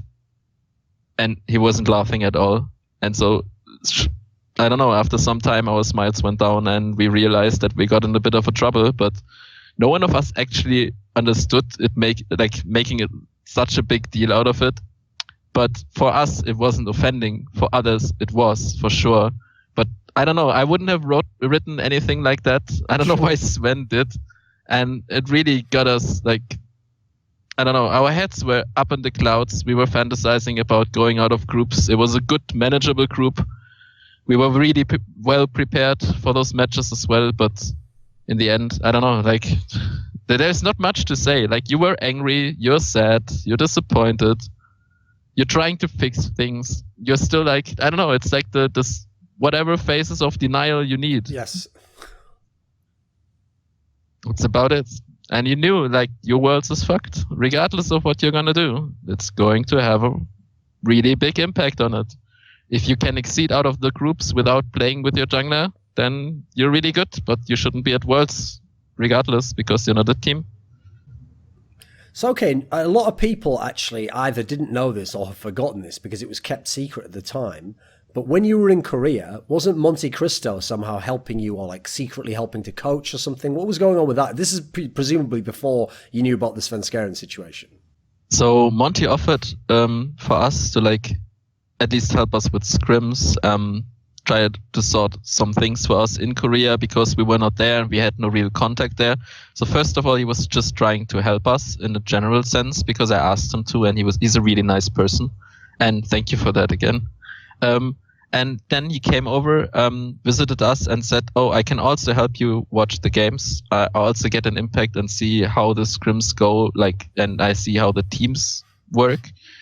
And then he gave us some general strategizing advice, and I felt like he gave us a lot of depth during that time. And we were not really the best team in the boot camp, but we were never that great offline. Online. We were always good offline. In scrims, people felt like we didn't take them seriously, while we were not playing like exactly how we wanted to play the game because we didn't want to show too much. But that's kind of an issue when you're scrimming. Monty was giving us a lot of advices in terms of like champion pool, the way we rotate. I think we were kind of not in a slump, but we had a lot of things we needed to work on when we came there, especially regarding the dimensions of how much skill there was. I think Samsung White was just, I don't know, unbeatable as well during this time period. They were really strong, but they were not unbeatable, but they felt unbeatable during scrims because they played so well. We got in a bit of a problem. There was a lot of fighting going on backstage, even before the whole Svenskeren thing. And after we solved all of this going on, we got Monty to help us out. Our strategy is on point. We know what to do, when to do it. Then something like this happens. I don't know. The impact of Monty was huge on us. I think we would have easily exceeded those groups. But after that, I couldn't tell. But the point was that we could not use him because of all this... this Svenskeren incident, which was really, really sad. So, okay, the player who actually ended up replacing Svenskeren for the first 3 games is actually a player people will know now. He actually plays in the EU LCS. It was Gilius. Now, in this circumstance, okay, people now know him, and he's since become actually a completely different person. He's like very famous now for trash talking and portraying himself as like the carry jungler and stuff. You know, he's built a very interesting image. But at the time, this is obviously very young in his career. He wasn't an LCS player at the time. And here's the thing, I've always said, like, the problem with people who are trash talkers like that is if you ever fail, obviously fans are just going to go crazy and be like, you're terrible at the game, etc. Right? I always said this, I can't blame him too much for these matches because this wasn't even his team. He came in, he barely even got to scrim. He had to just play matches. 2 of them against, like, in theory, top teams from their regions. Was there any chance in the matches you played with Gilius? I had hopes before, but during some scrims, I realized there was going to be a problem because he's really outspoken. He's just an outspoken person. I mean, you feel that now even on social media, where he's presenting himself in a different way than he was before. But imagine someone new coming into your team. You're 4 people practicing for Worlds for a long time. You have to use a stand-in. And the stand-in comes in and tries to tell you how to play a game or makes calls during games. If something like this fails, then you have a lot of people pissed at him. And this is exactly what happened during some of the games. I think Jesse was just completely tilted for life. Right. When you got the next split, a chance, because you'd obviously had a good team, you'd made it to Worlds, you got the chance to get some new players. And the 2 players you got Fox as the mid laner, someone who'd played in the challenger scene, and then you got the infamous Forgiven, who, this just shows what a weird guy he is. Right? I've known him for quite a while. He's one of those people where the more you get to know about him, some things make more sense and some things make less sense. He's just a very unusual person. And so, if you remember, he'd been there for that first split, the spring split of the year before in Copenhagen Wolves, and everyone had seen like, wow, this guy's really good. But then he'd just taken the whole summer split off and hadn't played with anyone, just done nothing. But, people still knew, obviously he's still a good player. This has to be someone where you must have jumped at the chance to bring him in the team, right? Was there any reservation, though? Because he was quite a stubborn person, even known back then, right? Well, first of all, the whole, let's just say the decision to change this lineup wasn't ours. It was the organization. Okay. Essentially, we didn't have any saying in any real decision because they would force us to do whatever they want because they own the spot. That, then? Yes. I mean, I was not against getting forgiven, and I was against changing too many things in the lineup. Let's just say it like this. I mean, we kept Freddy, we kept Sven, but it was actually I was not even sure on this lineup as well, right? I mean, every one of us was literally coming from Worlds and getting benched when we knew that going to Worlds. Okay. So when you got forgiven, right, this has to be, like, I mean, if anyone did think, oh, maybe on a team that's good, you know, he could do something, the start of the split was perfect. I mean, if people remember, you won the first 8 games. He literally, like, just wasn't even dying in the first games, you know. It was outrageous, you know. You guys were just wrecking them. And then everyone remembers you had this very interesting style where you just aggressively take all the turrets. Did you actually come in with this lineup knowing it was going to be a very good lineup once you'd had practice under your belt, etc., and once you got the first games going? After the first 2 games, I knew we were gonna finish second or third, at least. At least that's were my expectations coming from the games. At the start, we were kind of, at least, let's say, struggling strategically, but we saw that every single lane of us won every single scrim. There's not much more to say about this. I mean, if you're not completely challenged and you're not working, then you might lose with such a lineup. But if you feel like you're ahead of the others in terms of individual skill or lane dominance, then you can always manage a way to work around certain strategies and get advantage. So as we talked about, with some of the past players you'd played with as the AD carry, I mean, you go back far enough, YellOwStar, but this is very early YellOwStar. And then you had, obviously, Lamia, but that was like the very end of Lamia. And then you had, okay, Rekkles, yes, pretty good player, but you only played with him briefly, a couple of months. Then you had YellOwStar again, but again, you know, obviously in a team with Sawaz and Xpeke, you're not going to be the superstar player in that team. And then you had Candy Panda, but this was also kind of like more towards the end of his career. Was it different to have a player like Forgiven? Someone who actually, I mean, I can tell you this from knowing him. He isn't a guy where, like, you know, a lot of players in interviews, they'll hype things up. They'll be like, yeah, I think I'm really good and I'll beat these players. A lot of people say that, and you kind of can tell that, okay, they're saying that because it sounds cool. So Forgiven to this day thinks he's like the best AD carry. You're shit. Yeah, he just thinks he's the best player to ever play League of Legends. That's not a joke. He really does believe it, right? Yes, it is. Yeah, so what's it like to play with someone like that? He's honestly, by far, and I'm talking not only about the meme, but he's the best AD I've played with, by far, and probably the best player in general as well. He's stubborn, and that holds him back. He can't, I don't know, he doesn't get his mind around sacrificing a lot of stuff.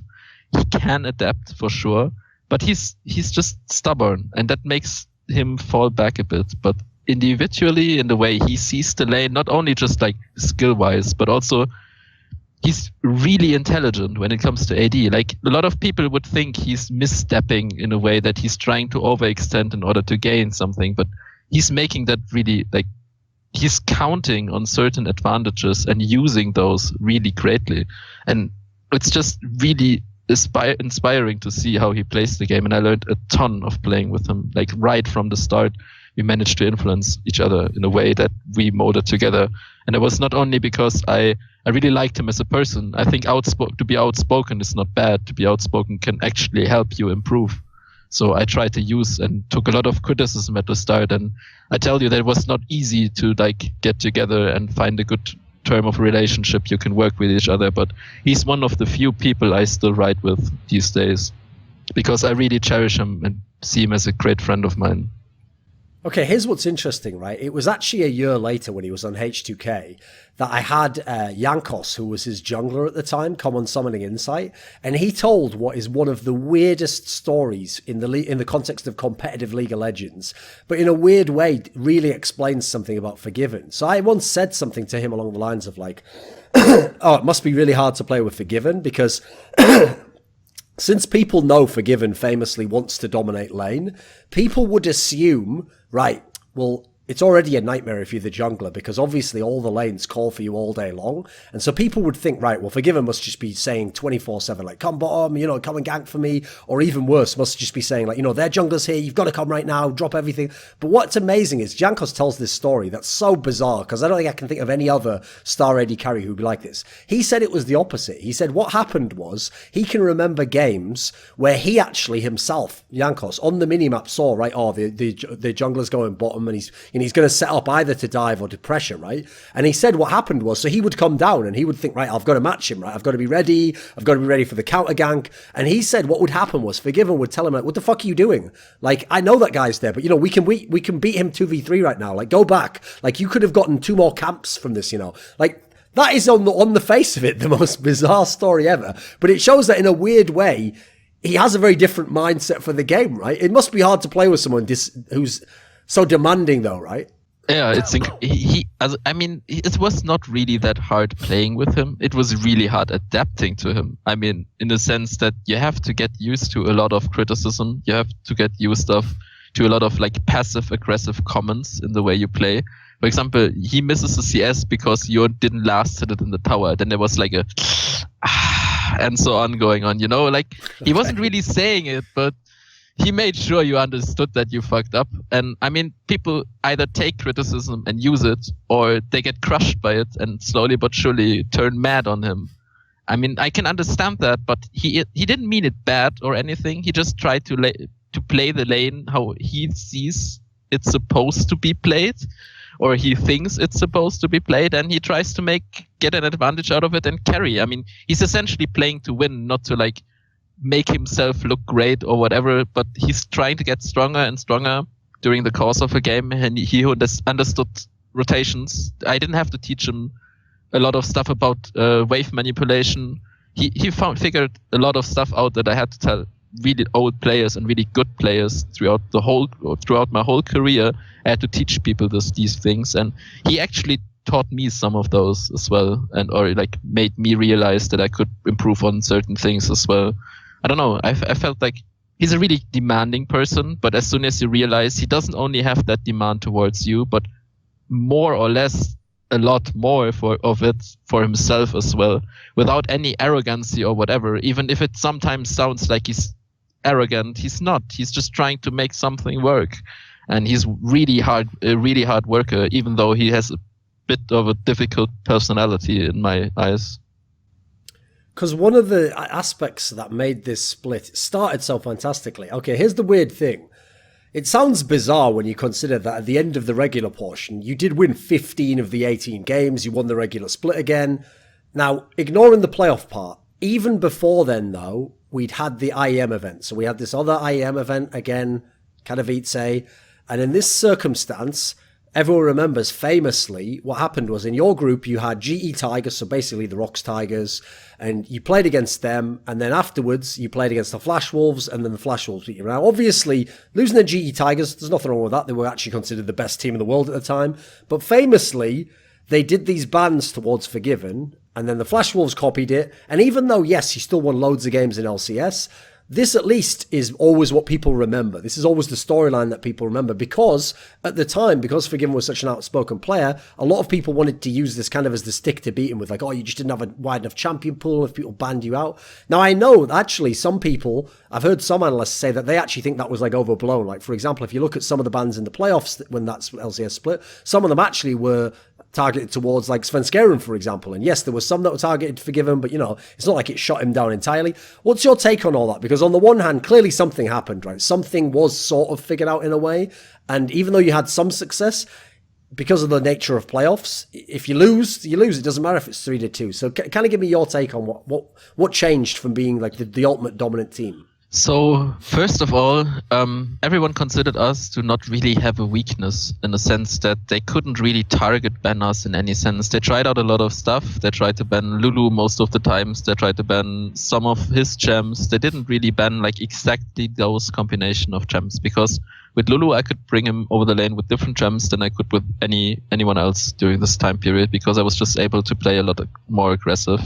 So imagine the media, especially Riot, was hyping him up into like, oh my god, he didn't die yet, the first whatever games of the split. He's like overperforming. He is carrying. He is the motor. He is driving. So, and then all of a sudden you have someone banning exactly the gems he needs to, in order to like not give us the playstyle we want, in order to make us not be 100% comfortable. And I feel like there was a media bash going on, but at the same time it was also like people hyping him up. As soon as like some time settled and people really like forgot about Forgiven carrying so hard these games, because we gave him also like a lot of resources, and Sven like gave up a lot of jungle camps as well during this time. I mean, it was kind of meta, but even more than he should have.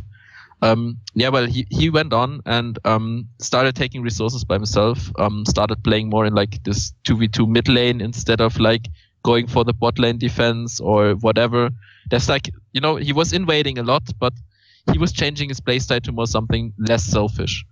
And that like helped us getting out of the slump in a way. But this whole IEM Katowice probably broke our team at this point. I imagine one moment where we were all sitting together on like a bench in this hall, in this great gym we were practicing in, and we were talking to each other after the game, and we didn't really know what to say about it. And then Forgiven said what I should have said, probably, that they target banned bot lane so hard, someone else had to make an impact, and no one really did. And I think at this time our team started to crumble, having problems, and kind of split apart as well. Like then at this point there were groups going on, cliques, you know, and it was just not working out anymore. But I feel like there was a certain point at this tournament, if we didn't went there, we probably would have at least won another split with this, because no one really understood how this works and how to do it. And people just literally copy-pasted those bans for the next, I don't know how many games, and it worked versus us, which was really stupid. Right. As you mentioned here, one of the, like, for example, I thought was interesting about what you just said there is, like, when you say, like, you should have said basically the same thing, that is actually a classic problem of Forgiven's career, I can tell people, which is that it's not that what he says is wrong, it's that it's Forgiven saying it, and the way Forgiven says things, he doesn't understand the concept of the term tact. You know, where you're like, oh, you've got this guy I've got to be a bit softer with, oh, you know, maybe you could have done this differently. Another guy, maybe I can tell that guy, oh, come on, man, you got to do this, you know. Different people respond differently. He kind of has like one speed, you know, and you just gotta be able to take it. And so it sounds like, I mean, you were very praising him, you know. Sounds like you could handle it. You could see the upside of it, etc. I could imagine knowing some of the personalities of some of those other players. So for some people, that'll crush you. Or, as people may know, Svenskeren obviously was not happy with Forgiven. They might literally just be like, I don't want to play with this person anymore. Exactly. And then there is this thing going on in the team between, do you hold allegiance to the old mates, or are you trying to like give him another chance and whatever? And we were arguing, we were talking about it for a longer time, and at a certain point Forgiven asked us, hey, is there something, is this right? Like, people tell me that you're trying to bench me. Yes. And no one else was able to speak up, so guess who had to tell him why and so on, even though he was fighting for him. I was telling him why he was getting kicked and how. So that's kind of a bullshit thing, but it's always like that, I guess. So, okay, here's the thing. From the outside, if people don't know that, this has to look so crazy. So the guy who literally just won the MVP of the split is getting benched from the team. And then obviously there was another aspect, which is when he then found out in this scenario, like Forgiven told me something along the lines of like, actually that SK told him, like, if you want, we'll just do the other, we'll kick the other guys and you can stay. I mean, logically, if you're the organization, and we'll just build a team around you. Now he claims at the time that he was like, I mean, again, this is where he's a very weird person. He has sort of his own weird, like, concept of like honor. He's like a character out of Game of Thrones or something, you know. And he actually claims that he thought to himself, like, well, I don't want to be the person who like costs Svenskeren his job, etc. So I'll just kind of do the honorable thing, which is, okay, I'm gone. See ya. Then I go, and then you guys just continue without me, right? In this circumstances, I mean, what do you even say when that happens? Like, what doesn't that kind of crush your own morale? Like, we've had to just let the best player go. It's hard, but you know, we just said we know our core is right. We had success with it before. Let's just give it another try. something like this along those lines, you know. We felt like there was he had such a negative impact in a way that he influenced others that we were giving a lot more emphasis towards the real issue, the personal issues, you know. We needed to get someone that we could rely on having a good personal relationship towards every single one in our team as well. And that's why we took Candy back. I don't think we even considered someone else. We were not really trying out other people or something. We just straight up took Candy back then. Unless I'm mistaken, though, actually, I think you might have misremembered that, because wasn't the story that you actually tried to get Freeze back? Because if you remember, Freeze had been over on Copenhagen Wolves, and I believe there was a story in this off-season where it was like something like. Oh, wait, there was something going on with asking who is available, and Freeze was on that list. Right. Okay. So there was some consideration going into this, but we were clear that we would take anyone else over personal skill just by personal influence and relationship on the team. Right. It was like our priority for this split. Okay.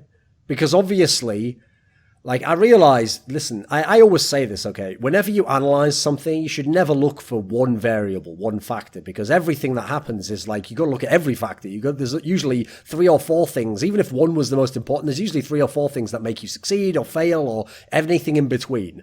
The problem is when people hear that you guys kicked out the MVP and then the next split went terribly and then you got relegated, this sounds to people like, oh, it's just because Forgiven left the team. Right, to some degree it must have been, right, and to some degree not. So what happened the next split? The next split, everything just fell apart. Like, we had basically no support going to Berlin. Like, SK wasn't helping us almost at all or whatever. We had to literally beg for things others got for free, and we would have to pay like a sum of things ourselves that didn't need to be paid, and generally we were underpaid as well.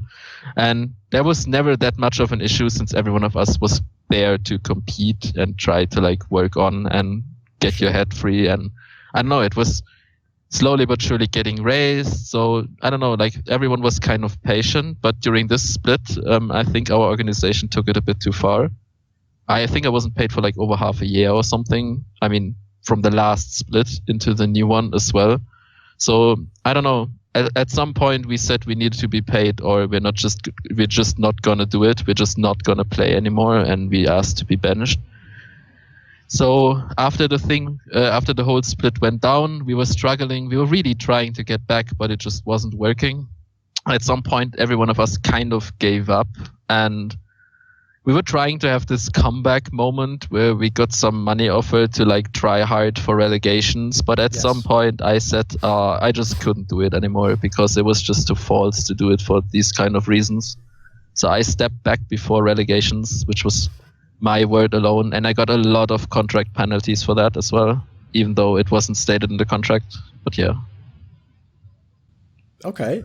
So this is the part of the story that I don't know much about, and I'm actually a little bit confused about. Like, okay, so I can understand that circumstance. Like, yes, SK is an organization. I can actually tell you from the times I was involved in it and from knowing some of the people in the organization, one of their problems was, obviously, when they'd put this lineup together, like we first said when you first joined the team, they kind of had a bargain team because, yeah, it wasn't a load of people with big names, and they could kind of just be like, oh, cool, we've got an LCS team. Let's see how they do, you know. And then they kind of got, I always describe it as like one of the best bargains of all time because suddenly their teams are finishing first in the regular split, going to Worlds, you know. They kind of got like the best deal ever. This was like a great deal for what they paid for it because they weren't paying close to one of the biggest salaries, etc.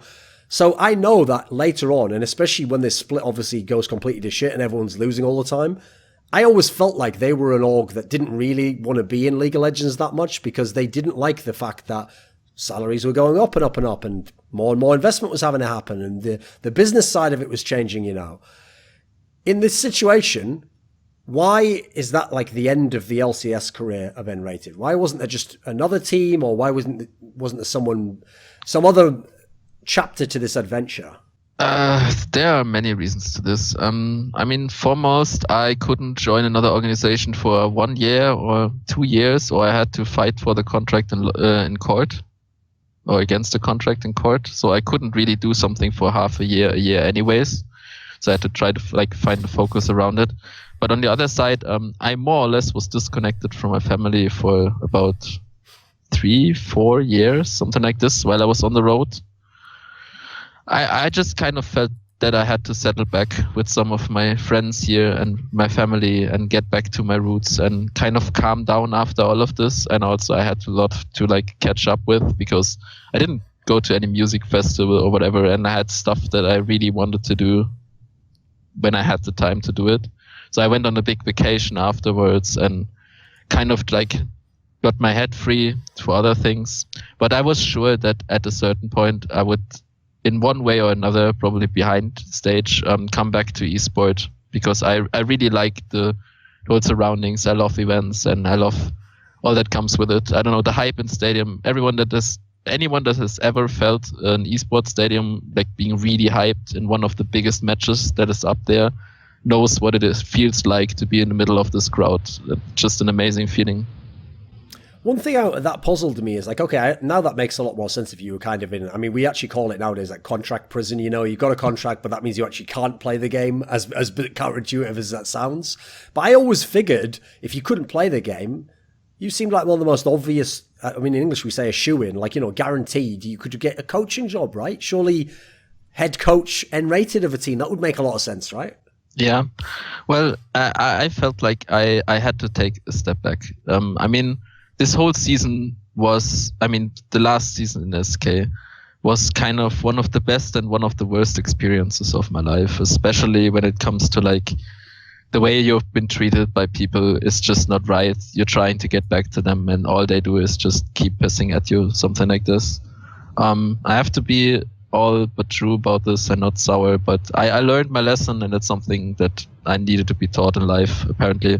And I had to learn that, but I had to step to take back. At that time, a relationship of mine ended as well, and my father got sick. And yeah, a lot of things happened during this time that made me say, I really need to step back and at least let 1 year come by and see how I do. So one player I neglected to ask you about, except briefly with the whole thing with Worlds, is Svenskeren, because obviously you had him during in terms of individual success, was probably the prime of his career. You had him in the team that was a little bit weaker individually, but then he was one of the stars. And then you had him when him and Forgiven were both having MVP games, really massive performances. Now, obviously, since he's gone to TSM, if you go to TSM, you're going to be under the spotlight. Everyone's going to look at everything you do. And even though he's had a lot of domestic success there, he's ended up being the player who's gotten blamed a lot. And people said he was a terrible jungler, etc. And so, I mean, give me your take on Svenskeren. What is he like as a teammate? What is he like as a jungler? I mean, can you give us some insight as to who he is? If you tell him you have to play the game this way, he's mediocre. If you let him do whatever he wants and try to push him or get him to do certain things, it will work. It's just a way of handling him differently. And I think he was very pressured and he was very intimidated by the whole scenario. And TSM's as such a big name, maybe he just didn't want to screw up and didn't point out his opinion as he should have. Something like a small amount of Forgiven, but like the whole thing. Yes. Never go full Forgiven. Yeah, exactly. Never go full Forgiven unless people can take it. Yeah. Well, he's a really great individual player. I feel like in a one-on-one scenario, he was outclassing a lot of junglers. He was mechanically very sound, very proof. He didn't do many mistakes in terms of decision making. If he did, he always asked himself why someone is better or how the timings work. And essentially during almost the whole split, he could tell, okay, the jungler is going to be there, the jungler is going to be there, and stuff like this, just by the way people took camps and the way they rotated. He did a lot of research on the jungle matchups as well, and I see him as one of the really great players if he actually managed to get on top of his limit and then does the research as well. But in order for him to do that, I think the meta has to suit him. He has to have the right champion pool as well. And yeah, but he has a great deal of potential that he shows. And I think in C9, he's going to improve by a big time. Just the way he can play the game out and the way he can perfectionize the way he wants to play the game as well will help him to improve drastically just over the course of the split as well. He will improve constantly, I'm sure. So I've always noticed that whenever teams have like good strategical components, like they understand macro or they innovate something in the game, because it does require at least, if not all of them, then most of the players to understand the concept of what you're doing and to do their part, it's usually hard at the time to figure out who's having influence here or who had input or who came up with an idea. And also, this is a very famous detail, in interviews, when it's going on, nobody's going to be like, that was me. Yeah, I did that. Like, everyone has to be like, no, everyone has a part to play. We're all doing this. We all practice, do the pick bans and all the rest of it. One of the things you might have noticed in my video I did about you was I tried to stress that one of the kind of lines through your career is that all these teams you're on, in different ways and at different times, obviously different metas, had their own strategical edges, or they had their own aspect where they read the meta, or they were ahead of the meta sometimes. And you're basically the only person on all these teams who's the common denominator. You sometimes have a different teammate on different teams, and certainly some of those teammates obviously themselves showed some aptitude in this sense. Do you like that? Is that something you'd agree with? Do you think your legacy can be kind of being one of the thinkers of League of Legends?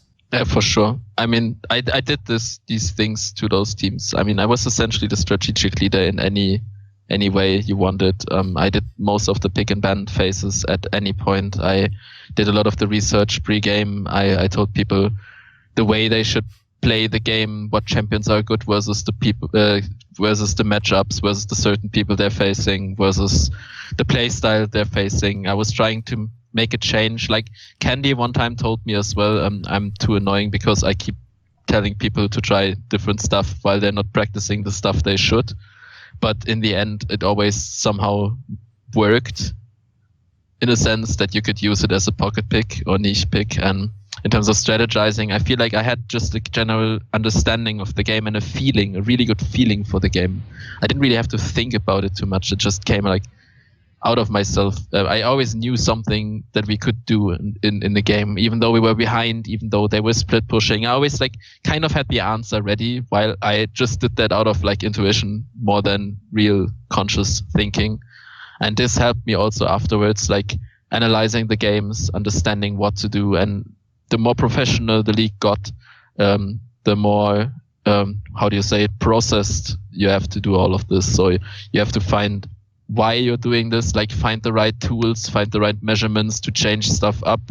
And then there comes rotations and there comes new stuff. And you always have to like be on top of the game. And I feel like the more you know, the more you perfectionize the way you see the game, the easier it gets for yourself to see the flaws of others. And you can use that either for your own advantage, or you help them grow and get rid of certain weaknesses or expose certain weaknesses to them.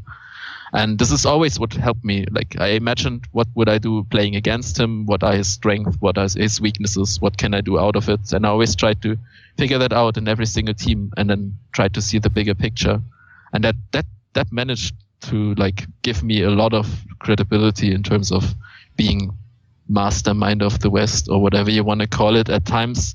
I feel like I just did a really great job putting all the strings together, and I understood how to influence people in a way that they would think about what I say, but in the end do something they would want from like what I've said, to take a thing out of it and adapt it for themselves. And that's basically all I wanted. I never wanted to change someone's understanding of the game or change the way he wants to play the game or whatever. I just try to like push him into the right direction in order for him to like succeed more or get rid of certain flaws or whatever. And I always had the great thing that I played with people that actually wanted to improve and were glad and took those things and really like took them to their hearts and tried to work on them as hard as they could.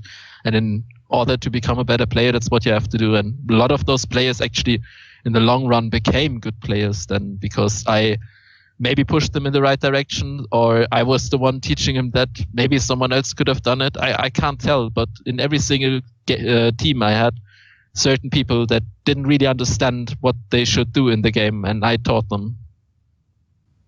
So as you can tell, when I was describing a lot of the tougher times, I always tried to put like the full context, because for example, like I am a believer in that saying that success, it can only be measured against like basically your own expectations and your own circumstances. You know, like if someone is naturally not athletic, for example, and they make like an amazing sports career where they're actually a professional player, etc., they don't necessarily have to win the championship. Like they already succeeded in my book. Whereas, for example, we can all understand that if someone has like, you know, the most talent ever and then they never win and they always kind of like blow it in the big game, yeah, it's easy to see that guy, yeah, he might have been more successful objectively, but subjectively he was way less successful. You know, he didn't reach all of his potential. So even though, as we saw throughout this interview, there was many times where in the context of the moment, you did some amazing things. Like, I mean, like, we've already mentioned some of them, like getting first place in some of these splits where you had the bad teams and then overcoming being kicked and then finding your own way back and having impact on different teams that you didn't even play for.